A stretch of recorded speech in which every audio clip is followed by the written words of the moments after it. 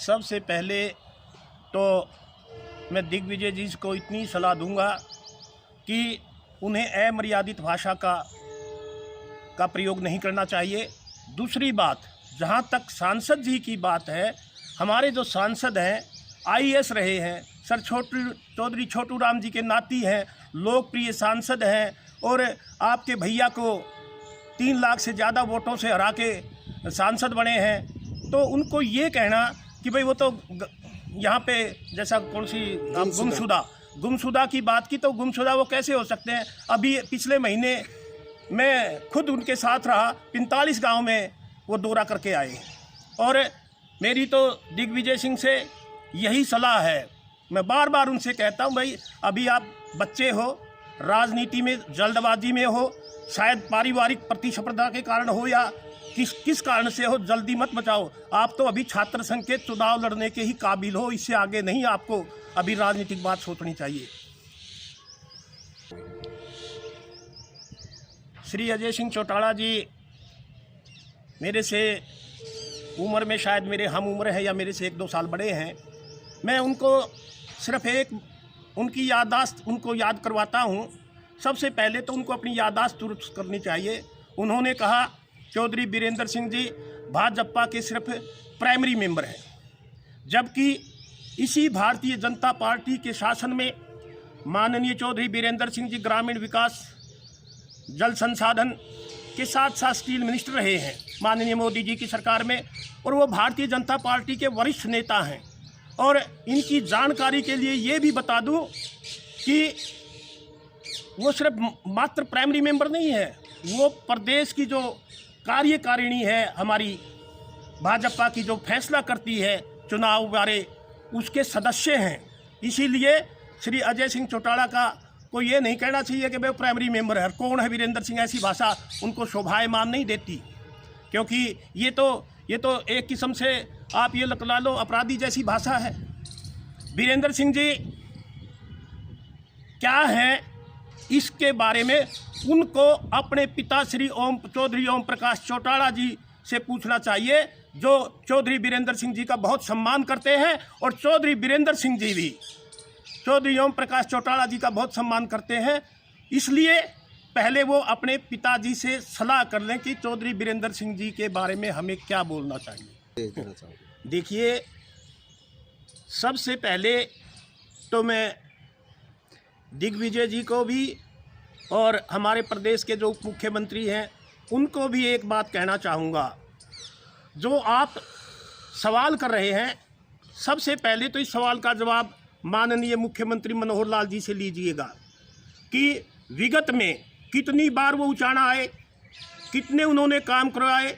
अगर उनके पास कोई रिकॉर्ड नहीं है उन कामों का, तो माननीय मुख्यमंत्री जी से वो उस सत्र का रिकॉर्ड ले सकते हैं। हाँ, ये पक्का है कि ये जो सत्र है वर्तमान सत्र, इस सत्र में जब वहाँ से विधायक श्री दुष्यंत चौटाला जी हैं, इस सत्र में काम इसलिए नहीं हुए कि एक तो किसान आंदोलन चलता रहा, और किसान आंदोलन में क्योंकि किसानों के विरोध में थे श्री दुष्यंत चौटाला जी, हक में कोई बयान नहीं देते थे, उनके खिलाफ बोलते थे हमेशा।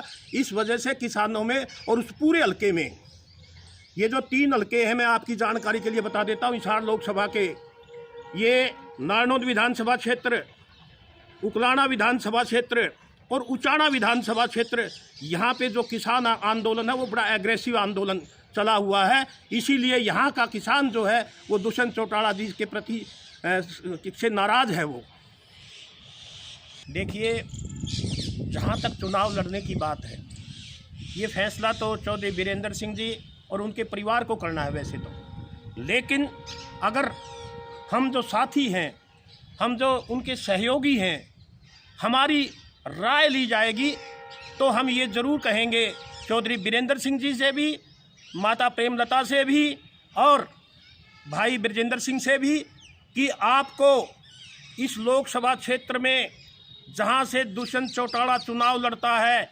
आपको उसी विधानसभा से चुनाव लड़ना चाहिए। 9 विधानसभा क्षेत्र हैं और मुझे दिखाई देता है ये बात कि दुष्यंत चौटाला कहीं और उसका निशाना है, क्योंकि इन लोगों का कोई सिरसा में तो वहाँ पे श्री अभय सिंह चौटाला जी ने वो आपका जो सिरसा ज़िला है, फतेहाबाद ज़िला है, वो इन पर हावी है। इसलिए ये हमेशा बाहर भागते हैं। कभी भिवानी गए, कभी हिसार में उचाना चले गए।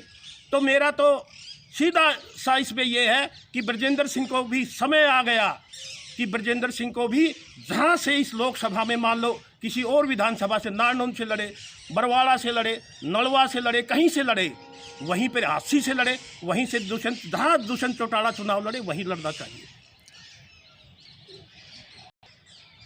स्वर्गीय चौधरी देवीलाल जी एक महान किसान नेता थे। उनका कोई मुकाबला नहीं हो सकता। मतलब इतने बड़े नेता थे वो, आज तक बहुत कम नेता ऐसे पैदा हुए हैं। सर चौधरी छोटू राम जी और चौधरी चरण सिंह जी के बाद चौधरी देवीलाल जी महान नेता है रहे हमारे किसानों के।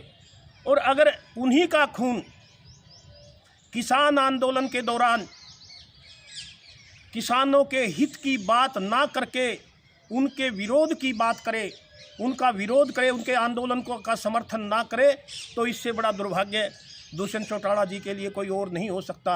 इनको सिर्फ है ना, ये तो अपने और चक्रों में उलझे रहे, लेकिन इन्होंने किसानों की तरफ कोई ध्यान नहीं दिया, ना पंचायतों की तरफ ध्यान दिया, ना किसानों के मुद्दे थे।